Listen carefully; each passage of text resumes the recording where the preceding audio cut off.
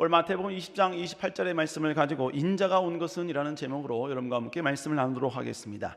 이 땅에 존재하는 모든 것들을 이렇게 유심히 찾아보면요, 그 안에 일정한 공통점이 있다는 것을 밝게 됩니다. 그것이 뭐냐? 바로 그것을 만든 목적이 있다는 것이지요. 정말 하찮은 것이라 할지라도 그것은 그냥 만들어진 게 아니라 분명한 목적과 이유를 가지고 만들어졌다는 것이죠. 여러분 혹시 영상에 보이는 것 이게 뭔지 아십니까? 조금 더 확대해 볼까요? 바로 저런 모양입니다. 남자 성도님들은 저게 뭔지 잘 모르실 겁니다. 그러나 우리 여성분들은 아마 아시는 분이 계실지도 모릅니다. 여러분 바로 저 도구는 바로 눈썹을 그리는 도구입니다. 저렇게 눈썹을 그리면요, 전혀 한치 오차 없이, 그죠? 고속도로의 그 중앙 라인보다도 더 완벽하고 정확하게 라인을 그릴 수 있는 것입니다. 연예인도 두려워하는, 연예인도 부러워하는 그런 눈썹이 되게 되는 것이죠. 여러분 저게 과연 무슨 용도일까? 도대체 저게 어떤 사용 목적으로 사용됐을까?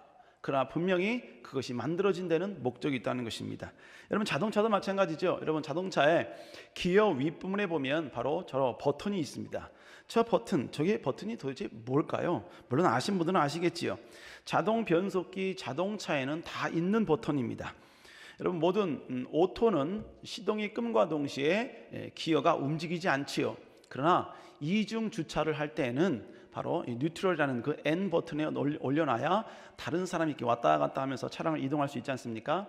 시동이 꺼진 상태에서 바로 저 버튼을 눌러야 기아를 움직일 수 있게 되는 것이죠. 그러니까 이중 주차를 할 때 기어를 바로 뉴트럴이라는 N에 놓으면서 이중 주차하라고 만든 버튼이 바로 저 버튼입니다. 결국 이 버튼조차도 어떤 여러분이 아무런 목적 없이 만든 것이 아니라 분명한 그것이 만들어진 이유가 있게 되더라라는 것이지요. 오늘 본문도 우리에게 이 사실을 말씀해주고 있습니다. 자, 그러면 오늘 본문을 통해서 말씀하시는 그 사건 또 사실은 도대체 무엇인가? 첫 번째로 주님은 분명한 목적을 가지고 이 세상에 오셨다라는 것입니다. 오늘 본문에 보니까 주님께서 이런 말씀을 하시죠. 우리 마태복음 20장 28절 한번 읽어볼까요? 시작. 인자가 온 것은 도리어 숨기려 하고 자기 목숨을 많은 사람. 본문에 보니까 인자가 온 것은 이렇게 말씀하시죠. 여기서 인자란 예수 그리스도를 말씀하시는 겁니다. 인자가 온 것은 다른 말로 이야기하면 예수 그리스도가 온 것은, 더 구체적으로 이야기하면 예수 그리스도께서 이 땅 가운데 탄생하신 이유는, 이 땅에 육신으로 오신 이유는 바로 그런 의미입니다. 결국 그 이후에 예수님께서 오신 이유에 대해서, 목적에 대해서 쭉 설명을 해주고 있습니다. 그러니까 결국 오늘의 이 질문, 이 구절은 어떤 제목이냐? 예수님은 이 땅 가운데 분명한 목적을 가지고 오신 분이시다라는 것을 이제 우리에게 암시해 주고 있는 것입니다. 예수님은 결코 이 땅 가운데 우연히 오신 분이 아니십니다.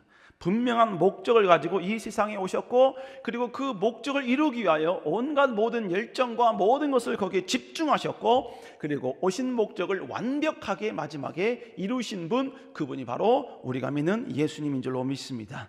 그래서 주님께서 십자가에 죽으시기 전에 마지막 하신 말씀이 뭐예요? 우리 요한복음 19장 30절에 보면 뭐라고 나옵니까? 다 이루었다라고 말씀하고 있죠. 다 이루었다. 다 이루었다라는 이 말씀 속에는 몇 가지 의미가 있습니다. 첫 번째 의미가 뭐냐? 인생의 목적이 있었다는 거예요. 목적이 있는 사람만이 다 이루었다는 이 말을 할 수 있는 거예요. 그러니까 여러분 절대로 백수는 이 고백을 함부로 못하는 것이지요. 더불어 뭐예요? 두 번째, 이 목적을 향하여서 온갖 열정과 모든 수고를 다 쏟아부었다라는 표현이 다 이루었다라는 이 말 속에 있는 겁니다. 그리고 마지막 세 번째는 뭐냐? 그리고 그 인생의 목적을 완벽하고 완전하게 이루었다. 바로 이 단어가, 이 의미가 다 이루었다 이 말 속에 포함되어 있다는 것이지요. 우리 주님은 이 땅 가운데 분명한 목적을 가지고 이 땅에 오신 분인 줄로 믿습니다. 여러분 초반에 제가 이 세상에 존재하는 모든 물건들조차 이 땅에 존재하는 목적이 있다고 말씀을 드렸습니다. 게다가 예수 그리스도께서도 이 땅에 오신 것은 분명한 목적을 가지고 오셨다라고 말씀을 드렸습니다. 그런데 우리는 여기서 궁금증이 생깁니다. 그렇다면 정작 우리 자신은 어떤가 이겁니다. 우리가 이 땅에 태어난 이유는 도대체 무엇이고, 이 땅 가운데 세상에 존재하는 이유는 무엇인가? 더 구체적으로 한번 우리가 이야기를 해볼까요? 우리는 왜 이 일을 하는가? 우리는 왜 직장에 가고, 우리는 왜 사업을 하는가?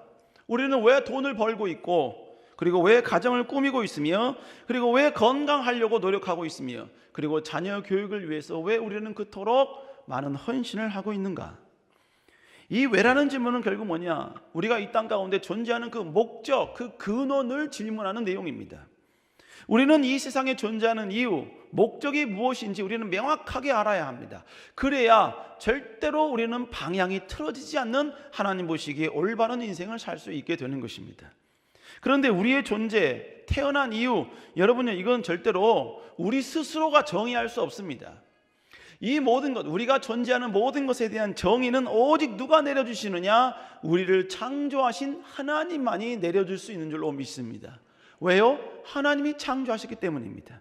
그런데 하나님은 우리를 이 세상에 보내신 이유와 목적이 무엇인지 성경 여기저기에 수도 없이 우리에게 소개해주고 있습니다. 그 중에 한 구절입니다. 이사야 43장 21절 한번 읽어보겠습니다. 시작. 나를 찬송하게 하려 합니다. 하나님께서 우리를 지으신 이유, 이 땅 가운데 우리를 존재하게 하신 이유, 그 이유가 뭐냐? 그 목적이 뭐냐? 본문에 보니까 하나님을 찬송하게 하기 위함이다 라고 말씀하고 있습니다. 모든 객관적인 이성을 앞세운 과학이 하나님의 존재에 대해서 거부하는 이 시대에 우리를 통하여 하나님은 살아계신 분임을 드러내길 원하신다는 것입니다. 인권과 사랑이라는 이름으로 죄가 아름답게 포장되어지는 지금 이 시대에 하나님은 진정한 선이시고 진정한 신이심을 믿지 않는 모든 자들 앞에 아름답게 증거하고 선포하고 알리는 이 모든 일, 그 일을 하나님께서 하기를 원하신다라는 것입니다. 그래서 여러분, 주님께서 우리에게 어떤 말씀하셨느냐? 고린도전서 10장 31절에 보니까 이렇게 나옵니다. 한번 읽어볼까요? 시작. 너희가 먹든지 마시든지 무엇을 하든지 다 하나님의 영광. 무엇을 하든지 다 하나님의 영광을 위해서라는 거예요. 심지어 먹는 것까지도, 심지어 마시는 것까지도 다 하나님의 영광을 위해서 하라라고 말씀하고 있습니다. 그러므로 우리가 존재하는 이유가 무엇입니까? 우리는 하나님의 영광을 위해서 존재하는 백성들인 줄로 믿습니다. 하나님이 우리가 이 땅을 살면서 우리에게 허락하신 그 모든 것들을 가지고, 공급해 주신 그 모든 것들을 가지고 부족하지만 하나님 나라 영광을 위한 도구로 쓰임받는 인생이 우리는 되어야 한다라는 것이죠. 그러므로 우리가 이 세상에 행하는 모든 것은 전부 다 하나님의 영광과 항상 연결되어져야만 합니다. 교회 안에서 봉사하고 헌신하는 이유도 마찬가지입니다. 이유는 단 하나, 자기 만족이 아니라 바로 하나님의 영광을 돌리기 위한 이 목적을 위해서 우리는 교회 안에 헌신하고 충성해야 된다는 것이죠. 여러분, 기도 응답도 마찬가지입니다. 우리가 기도 응답을 받은 이후 받은 목적이 뭡니까? 성경은 아주 명확하게 이야기하고 있지요. 시편 50편 15절에 보니까 환난 날에 나를 부르라, 그리하면 내가 건지리니 내가 나를 영화롭게 하리라. 환난 날에 부르래요. 기도하란 이야기지요. 그럼 하나님이 너를 건지리라, 응답해 주시겠다는 것이지요. 그럼 응답받은 자가 해야 될 일이 뭡니까? 내가 나를 영화롭게 하리라. 하나님이 우리에게 기도 응답을 주신 이유는 그 기도 응답을 받고 마음껏 누려라, 인생 즐겁게 살아라, 행복하게 살아라, 풍요롭게 살아라, 가진 채로 살아라, 이런 목적으로 우리에게 기도 응답을 주신 것이 아니라는 것입니다. 우리에게 기도 응답을 주신 유일한 이유는 뭐냐? 바로 하나님을 높이는 도구로 사용하라고 우리에게 기도 응답을 주셨다라는 것이지요.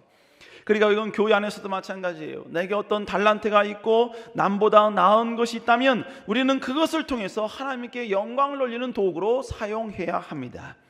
여러분, 혹시 목소리가 좋습니까? 그러면 성가대에서 여러분 하나님을 찬양해야 합니다. 조직 운영 능력이 있습니까? 그러면 교회 각 부서에서 그 조직을 운영할 수 있는 그곳에 가서 여러분 미랄처럼 쓰임받는 존재가 되어야 합니다. 교육에 대해 관심이 많습니까? 달란트가 많나요? 여러분, 그러면 각 부서에 주일학교 교사 해야 합니다. 더불어서 여러분, 나는 덧셈과 뺄셈을 너무 잘한다. 여러분, 그러면요 각 부서에서 회계로 봉사해야 돼요. 나름 운동을 많이 해서 근육량이 많습니까? 그러면 식당에 가서 봉사해야 합니다. 애기 분유를 너무나 기가 막히게 잘 타십니까? 그러면 영화부 교사에 가서 여러분요 분유를 타는 그것을 통해서 하나님께 영광을 돌려야 된다라는 것이지요. 얼굴이 너무 아름답거나 잘생기셨습니까? 그러면 새가족 환영하는 부서에서 봉사를 해야 합니다. 그러나 제가 얼핏 보기에 그러실 수 있는 분은 그리 많지 않은 것 같습니다. 물질의 여유가 있습니까? 하나님의 뜬금없는 물질을 우리에게 허락해 주셨나요?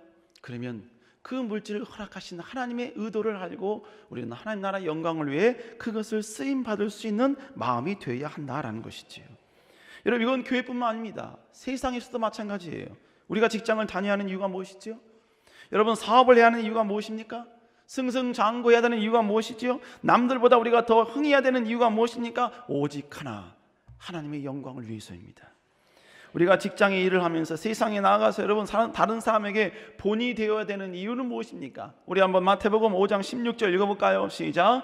이같이 너희 빛이 사람 앞에 비치게 하여 그들로 너희 착한 행실을 보고 하늘에 계신 너희 아버지께 영광을 돌리게 하라.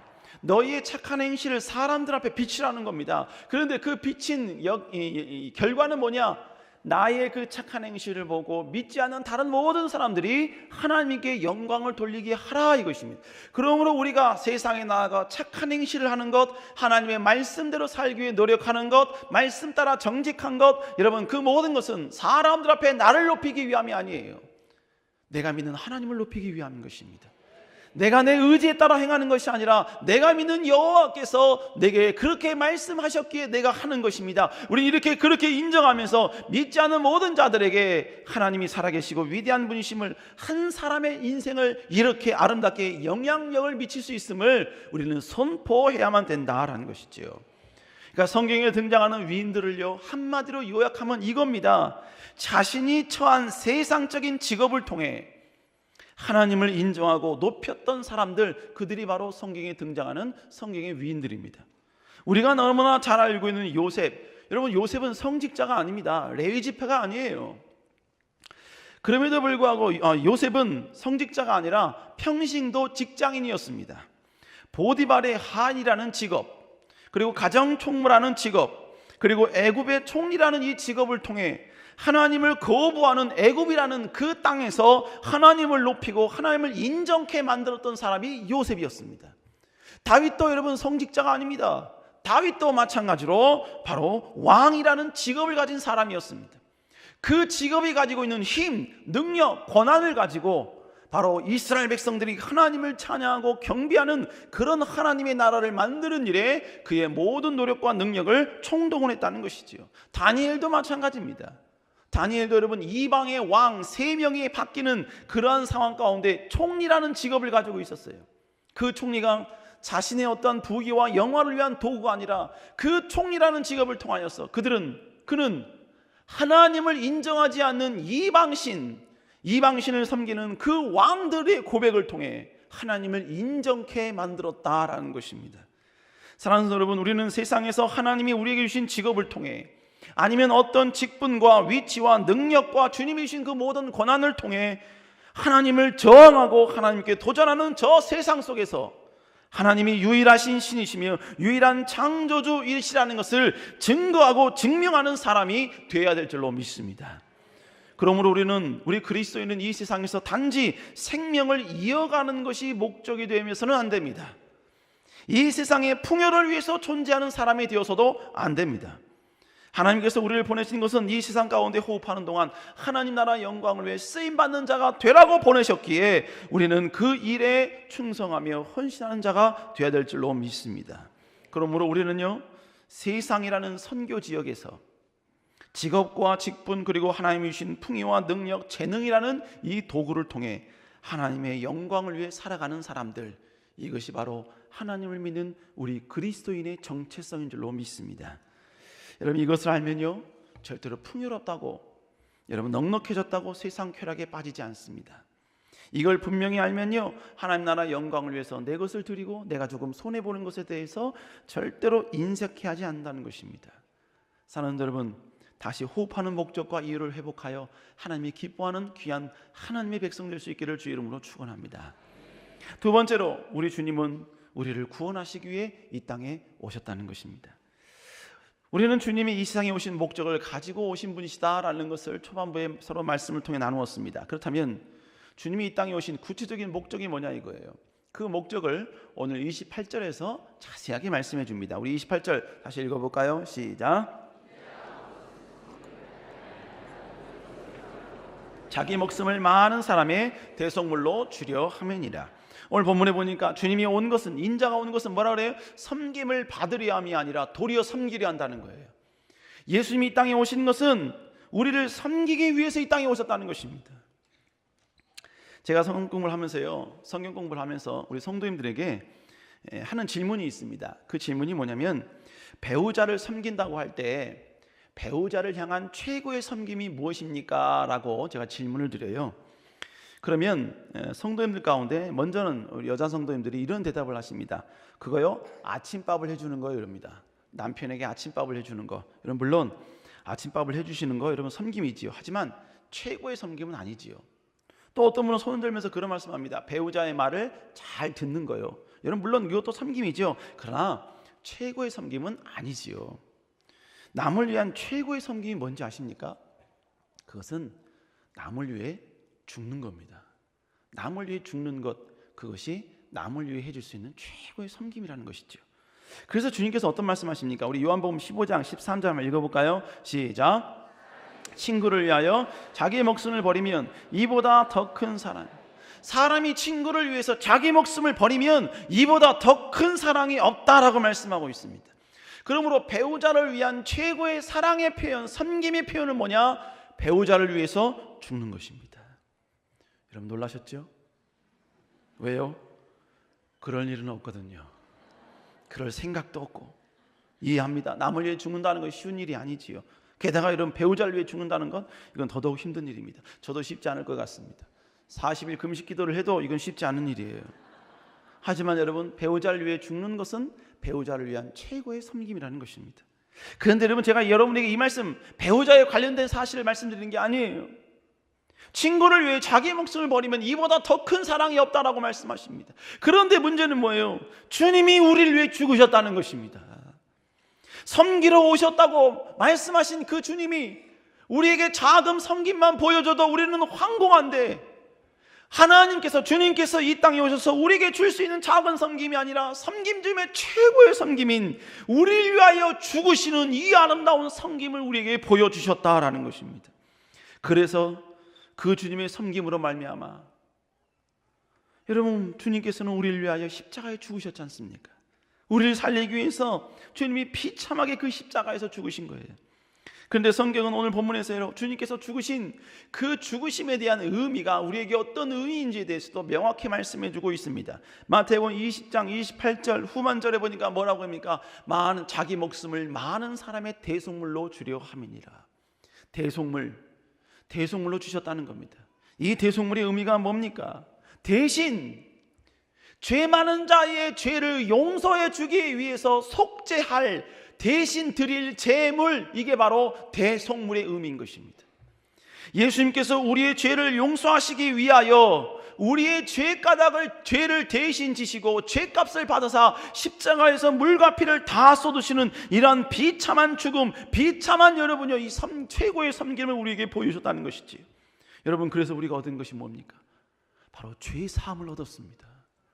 우리가 얻을 수 없는 이 죄 사함, 어떤 노력과 수고로 얻을 수 없는 이 죄 사함을 단지 예수 그리스도께서 십자가의 죽으심으로 말미암아 우리가 그 어마어마한 은총을 얻게 된 것입니다. 그 죄 사함을 얻은 결과가 무엇입니까? 바로 구원입니다. 구원이에요. 여러분, 우리는 지금 죽을지라도 천국에 갈 수 있는 줄로 믿습니다. 이 건물, 여러분, 물론 든든하고 탄탄하게 지었습니다. 그러나 이 건물이 지금 무너져서 우리 모두가 다 지금 생을 이별한다 할지라도 우리가 예수 그리스도를 믿는 믿음만 있으면 우리 모두는 다 천국에 갈 수 있는 줄로 믿습니다. 이걸 이루시기 위해서 예수님께서 십자가에서 물과 피를 다 쏟으시는 이러한 어마어마한 섬김을 우리에게 주셨다라는 것이죠. 여러분, 그러므로 구원은 하나님이 우리에게 주신 최고의 사랑이었습니다. 구원받았다면, 우리가 구원받은 백성이라면 우리는 이미 위대한 창조주 되신 하나님께 최고의 사랑을 이미 받고 있다는 거예요. 더 이야기하면요, 우리는 더 이상 하나님께 요구할 사랑이 없다는 것입니다. 그런데요, 우리는 그렇게 생각하지 않죠. 기도 응답을 주시어 하나님이 우리를 사랑하는 증거라고 이야기를 합니다. 지금의 문제가 해결되어야만이 하나님이 나를 사랑하는 그 증거라고 말을 해요. 지금의 고통이 해결되어지고 더 잘 살게 해주고 문제가 다 사라지고 형통해야지만이 주님이 나를 진짜 사랑하는 결과다라고 우리는 그렇게 오해한다는 것입니다. 그러나 절대로 그렇지 않습니다. 하나님은 이미 우리에게 하나님이 주실 수 있는 최고의 사랑을 이미 주셨습니다. 하나밖에 없는 독생자 예수 그리스도를 희생하면서 우리를 살려주셨는데 이보다 더한 사랑이 무엇이 있겠느냐는 것이죠. 그러니까 여러분, 노골적으로 말했어요. 하나님 우리에게 기도 응답 주시지 않아도 우리는 하나님이 큰 사랑을 받고 있음을 고백해야 합니다. 건강상의 문제가 생기고 아픔이 찾아오고 자녀에게 문제가 생겨도 우리를 구원해 주신 그 놀라운 주의 사랑, 여러분 이 사랑에 감격하고 감사해야 한다는 것입니다. 왜냐하면 하나님께서는 하나밖에 없는 독생자 예수 그리스도를 우리를 살리시기 위해서 바로 십자가에서 희생하셨기 때문인 것이지요. 또 제가 여러분 성경 가다 보면 성도님들에게 이런 질문도 합니다. 그런 일은 절대로 없습니다. 그런 일은 절대로 없습니다. 질문 내용이에요. 절대로 없습니다. 그런데 만약에 지금 하나님이 돌아가시려고 그래요. 하나님이 지금 뭡니까? 숨이 헐떡거리시면서 지금 주님이 막 하나님이 지금 돌아가시려고 그래요. 그러면 하나님을 살려야 될 거 아닙니까? 그런데 그 하나님을 살릴 수 있는 방법이 딱 한 가지예요. 그게 뭐냐? 여러분 자녀 중 한 명만 희생하면 됩니다. 여러분 자녀 중 한 명만 희생하면 그 위대하신 하나님, 창조주 하나님, 그분이 지금 살아날 수 있습니다. 어떻게 하시겠습니까? 이렇게 질문을 드리잖아요. 그럼 모든 성도님들이 다 저의 눈을 피합니다. 누구도 나서지 않아요. 옛사람을 쿡쿡 찌를지언정 여러분 자기 자녀 희생하겠다고 손을 든 사람 하나도 없습니다. 어제 밤에 자녀와 싸우고 오신 분도, 그리고 성경 공부하러 나오시면서 자녀를 향해 이 왼수야 라고 소리치면서 나오신 분도 절대로 손을 안 들어요. 희생하지 않겠다는 것이죠. 손을 들지 않는 이 행동이 의미하는 게 무엇인지 아십니까? 그 위대한 하나님은 죽어도 좋다는 거예요. 주님이 죽으실지언정, 하나님이 죽으실지언정 절대로 죄 많고 허물 많고 허점 많은 내 자녀일지라도 절대로 희생할 수 없다는 겁니다. 하나님을 희생할 수 없다는 것입니다. 그런데 이런 게 뭔지 아세요? 우리 하나님은 우리의 이런 대답을 다 알고 계셨습니다. 다 알고 계셨음에도 불구하고 바로 하나밖에 없는 독생자 예수 그리스도를 우리 위해 내어주셨다는 것입니다. 하나님은 죽을 망정 눈 하나 깜짝하지 아니하고 버틸 우리들, 자녀를 절대로 희생하지 않을 정도로 완악한 우리라 할지라도 하나님은 다 알고 계셨어요. 그럴지라도 하나님은 하나밖에 없는 독생자 예수 그리스도를 희생하면서까지 우리를 살려주셨고 우리를 위해 그 모든 것을 다 포기하셨다는 것입니다. 그러므로 사랑하는 성도 여러분, 우리는 이 놀라운 사랑에 언제나 감격해야 됩니다. 그리고 예수 그리스도는 하나님의 이 놀라운 뜻을 이루시기 위하여서 이 땅 가운데 인간의 몸으로 오신 것입니다. 인간으로 몸으로 오셔서 대접받고 존중받아야 될 그분이 인간 그 어느 누구도 대접받지 못한 온갖 치욕과 모욕과 수치를 받으면서 바로 우리를 위하여 십자가에 물과 피를 다 쏟으시며 우리의 죄를 용서해 주시는 완벽한 구원의 길을 완성해 주신 것입니다. 그러므로 우리는 우리를 위해 죽으신 예수 그리스도의 이 놀라운 사랑, 하나님의 놀라운 사랑, 그리고 우리를 위해 죽으셨던 주님의 이 놀라운 사랑, 이 구원의 감격 속에 우리는 살아가야 될 줄로 믿습니다. 여러분, 그런 여러분 되시기를 주의 이름으로 축원합니다. 여러분, 세 번째로 구원을 완성하신 주님은 우리를 위하여 주님을 전하라고 말씀하고 있습니다. 주님이 이 땅에 오신 이후에 주님께서는 우리를 구원하기 위해서 오셨다고 말씀을 드렸습니다. 그리고 그 목적, 그 이유를 완벽히 성취했다라고 말씀도 드렸지요. 그러면 주님은 이 모든 걸 다 이루고 끝인가? 그걸로 모든 다 끝내고 그냥 모든 것을 전부 다 없애버렸는가? 그렇지 않습니다. 주님께서는 승천하시기 전에 제자들에게 이런 말씀을 하셨습니다. 우리 마태복음 28장 19절 20절 말씀입니다. 한번 읽어보겠습니다. 시작. 성령의 이름으로 세례를 베풀고 내가 너에게 분부한 모든 것을 가르쳐 지키게 하라. 볼지어다 내가 세상 끝날까지 너희와 항상 함께 있으리라 하시니라. 주께서 여러분 승천하시기 전에 우리에게 육성으로 남기신 명령입니다. 첫 번째로 너희는 가서 모든 민족을 제자로 삼으라는 것입니다.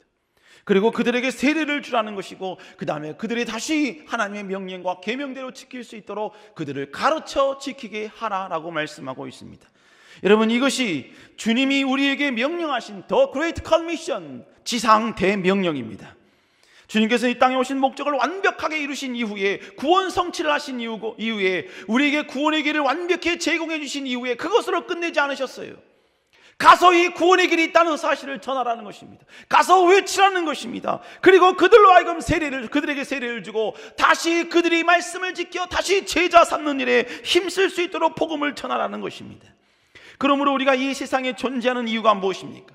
우리가 호흡하는 동안 해야 할 일이 무엇입니까? 바로 구원자 되신 예수 그리스도를 전하는 것입니다.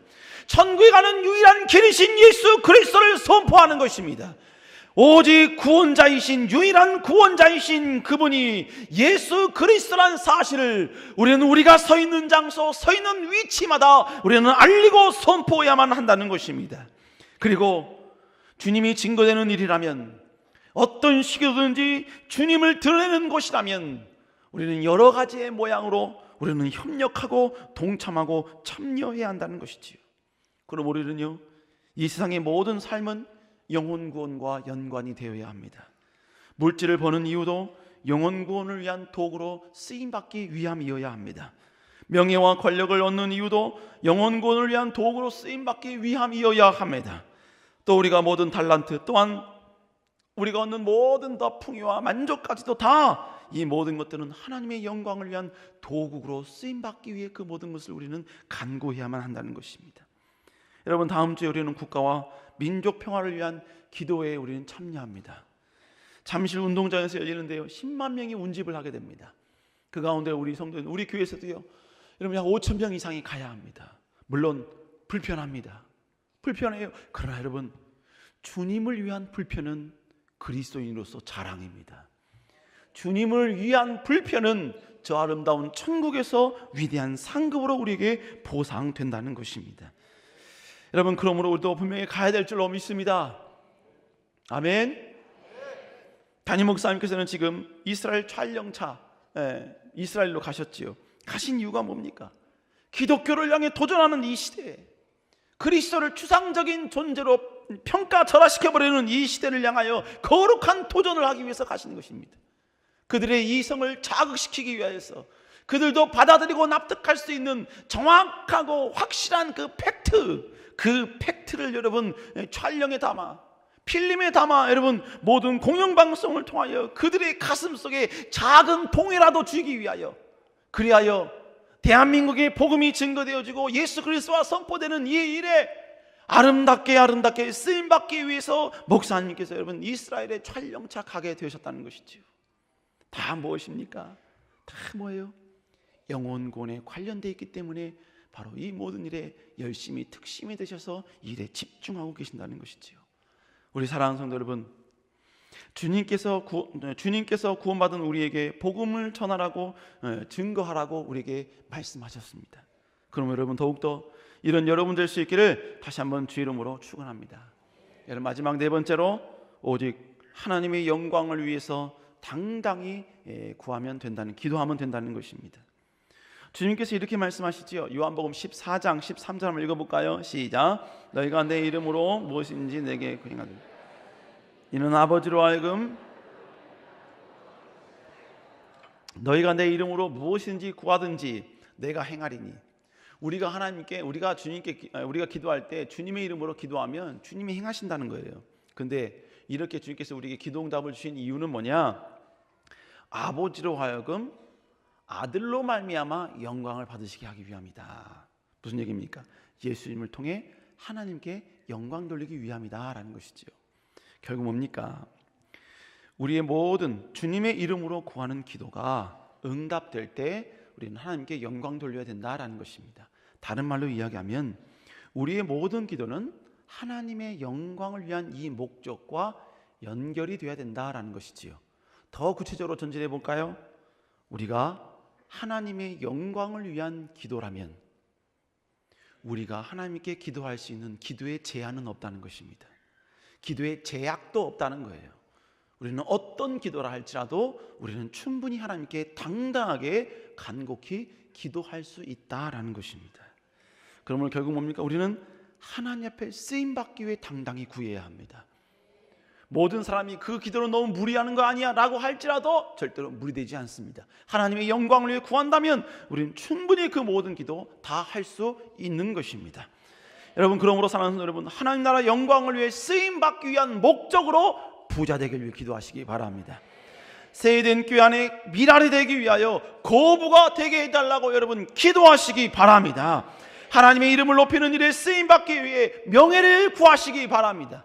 내가 현실 가운데 얻을 수 없는 명예라 할지라도 하나님의 영광을 위해 쓰임받기 위한 도구로서 원한다면 그것도 충분히 기도할 수 있다라는 것이지요. 하나님의 영광을 위해 이렇게 쓰임받을 수 있는 여러분 되시기를 다시 한번 주의 이름으로 축복합니다. 오늘 여러분에게 청년부 한 명을 소개하고 설교를 마칠까 합니다. 저희 청년 중에 과거에 영상 간증을 했던 한 청년이 있습니다. 그 당시에 척추암 진단을 받고 암이 몸에 퍼진 청년이었습니다. 그럼에도 불구하고 우리 교회에 와서 주님을 인격적으로 만나서 꿈과 비전을 발견했고, 그리고 그 꿈을 따라 의료 선교사가 되겠다는 이 비전을 향해 달려간 끝에 의과 전문 대학원에 합격했다는 그러한 간증이었습니다. 그런데 그 청년은 그 이후에도 여러분 이 암으로 인하여서 아니면 여러 가지 많은 문제로 인하여서 몇 번의 수술을 더 받아야 했습니다. 5시간, 6시간, 7시간 이렇게 여러분요 이런 수술도 몇 번을 받았습니다.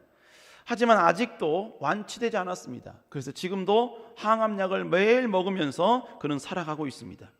그럼에도 불구하고 전혀 비전이 흔들리지 않고 공부하여 이제 곧 졸업을 앞두고 있습니다.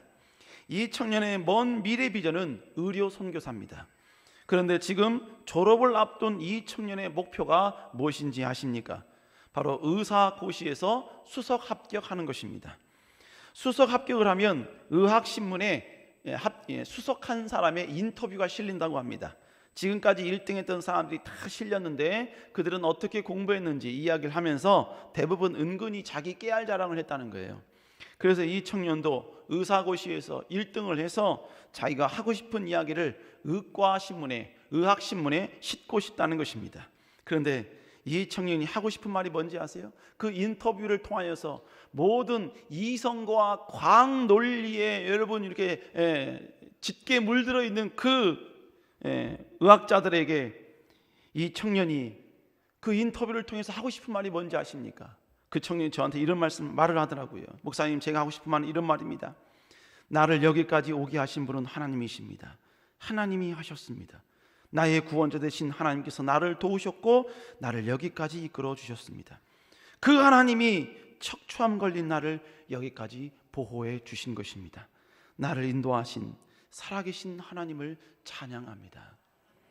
여러분, 바로 이 고백, 이 짧은 고백을 하려고요 지금 항암약을 먹어가면서 지금 공부를 하고 있습니다. 항암약 때문에 음식을 먹지 못해 몸이 마르고 머리카락도 빠지고 있음에도 불구하고 그런 여러분 절대로 펜을 놓지 않고 있어요. 지난주에 가서요 그 청년을 기도해주고 왔는데요, 그 청년을 이렇게 만져봤는데요, 허벅지가 여러분요 거의 제 팔뚝만 해요. 그렇게 여러분 헐쭉해져 버렸어요. 그런데 여러분 기도해주겠다고 나오라 그랬는데 도서실에서 나와요. 기도해줬더니요 다시 공부하러 도서실에 들어간다는 것입니다. 왜요? 그것이 자신이 태어난 이유라는 거예요. 자신이 죽어도 주의 이름을 높이면서 죽겠다는 것입니다. 그는 이 일을 위하여 수석 합격을 위해서 기도하고 있습니다. 여러분 여러 가지 맨 마지막 의사고시, 국가고시 보기 전에요 여러 가지 많은 모의시험을 본다 그래요. 모의시험을 볼 때마다 이 청이 점수가 나오면 저한테 알려줍니다. 목사님, 이번에는 전국에서 200등 했어요. 이번에는 100등 했어요. 지난번에 27등 했다고도 이야기하더라고요. 우리 사는 여러분, 이 청년은요 오직 이 목적 하나, 그 목적 하나를 위해서 그는 하나님께 지혜를 구하고 있습니다. 이 목적을 이루기 위해서 이 구절, 이 고백을 여러분 그 신문에 실어서 하나님의 이름을 높이기 위해서 그는 하나님께 간절히 지금도 간구하고 있습니다. 사랑하는 여러분, 이 청년을 위해 기도해 주시기 바랍니다. 우리 세대는 교회가 낳은 귀한 자랑입니다. 사랑하는 여러분, 하나님의 영광을 위해 당당히 구하시기 바랍니다. 내 만족과 내 정욕과 내가 잘되기 위해서가 아니라 오직 하나님의 영광을 위해서라면 제한 두지 마시고 주께 구하시기 바랍니다. 그래서 주님이 공급하신 그 모든 걸 통해 하나님 나라 영광을 위해 쓰임받을 수 있는 여러분 되시기를 간곡히 부탁드리겠습니다. 여러분, 그래서 주님께서 맨 마지막 죽으실 때 내가 다 이루었다 이 말씀하셨다 그랬잖아요. 여러분, 우리는 못해도 최소한 다 이루 여기까지는 하고 죽어야 될 거 아니에요. 아니면 조금 더 나아가면 다 이루었 여기까지는 하고 죽어야 될 거 아닙니까? 다까지 하고 죽으면 안 되죠. 사랑하는 여러분, 마지막이 아름다운 사람이 진정으로 아름다운 사람입니다. 아름다운 그 마지막을 장식하기 위해서는 과정이 무엇보다 아름다워야 합니다. 아름다운 과정은 하나님 나라 영광을 위해 쓰임받기 위해 전진하는 그 모습, 그것이 최고의 아름다운 모습인 줄로 믿습니다. 이런 삶을 살 수 있는 여러분 되시기를 주의 이름으로 축원합니다. 기도하시겠습니다. 우리 시간 다 같이 함께 좀 기도하기를 원합니다. 하나님, 우리는 지금까지 내가 왜 태어났는지, 그리고 호흡하면서 어떤 목적으로 살아가야 될지 모른 채 살아왔습니다. 그러다 보니 때로는 우리 마음 가운데 허무함도 찾아오기도 하고, 세상의 쾌락이 그렇게 달콤해 보이기도 하고, 세상 가운데 즐기고 갖는 인생이 그렇게 행복해 보이는 것처럼 그렇게 우리는 오해할 때가 있었습니다. 그러나 주님, 우리 이 땅 가운데 비록 작지만 연약하지만 우리의 작은 현실 앞에서, 현실을 통해 하나님께 영광을 돌리고 주의 이름을 드러내는 이 목적을 가지고 주님이 일부러 우리를 이 땅에 보내셨음을 우리는 다시 고백합니다. 주님, 우리 인생 삶이 하나님께 쓰임받는 인생 되게 하여 주시옵소서. 하나님의 자랑 되게 하여 주시옵소서. 하나님을 더 드러내는 인생 되게 하여 주시옵소서. 그리고 날 구원해 주신 그 놀라운 주의 사랑, 그 사랑의 감격 속에 살아가게 하여 주시옵소서. 우리 시간 다 같이 하나님께 간절히 기도하도록 하겠습니다. 기도하십니다. 사랑을 충만하신 주님, 주께 기도합니다. 하나님, 자랑할 건 죄밖에 없습니다. 아버지, 지난 한 주도 하나님 앞에 내놓을 건 아무것도 없습니다. 그러나 이 연약한 우리를 위하여 하나님을 살리시기 위하여 하나밖에 없는 독생자 예수 그리스도를 희생하셨던 그 하나님의 놀라운 사랑, 그 놀라운 구원의 감격 속에 살아가는 저희들 되게 하여 주시옵소서. 그리고 주님이 우리에게 주셨으니, 주님이 우리에게 이 놀라운 사랑을 주셨으니 우리도 이 땅을 호흡하는 동안 하나님께 영광을 돌리며 하나님의 이름을 송축하는 우리의 모습 되게 하여 주시옵소서. 주님을 위한 불편, 아버지, 그것을 자랑으로 기쁨으로 여기는 저희들 되게 하여 주시옵소서. 주님을 위하여 아버지, 우리가 모욕을 당하는 것 우리의 기쁨 되게 하여 주시고, 주님을 위하여 내가 조금 불편한 것, 아버지, 물질적으로 조금 힘든 것, 그것이 우리의 자랑이요 행복될 수 있도록 주여 도와주시옵소서. 우리를 구원해 주신 그 주님의 그 놀라운 사랑 기억하며 나아갈 수 있도록 주여 인도하여 주시옵소서. 함께하여 주시옵소서. 사랑을 내가 충만하신 주님, 우리는 이 땅 가운데 우연히 태어난 존재가 아니었습니다. 분명한 하나님의 목적을 가지고 우리는 이 땅에 호흡하고 있음을 다시 고백합니다. 하나님, 우리가 이 땅을 살며 다시 한번 그 목적을 분명히 하고 다시 하나님 영광을 위해 달려나가는 저희들 되게 하여 주시옵소서. 우리를 위하여 하나밖에 없는 독생자 예수 그리스도를 희생하신, 우리를 위해 주신 그 최고의 사랑, 이 놀라운 구원의 감격 속에 살아가는 저희들 되게 하여 주시옵소서. 함께할 줄 믿사옵고 살아계신 예수님 이름으로 간절히 기도드려 싸움나이다. 아멘.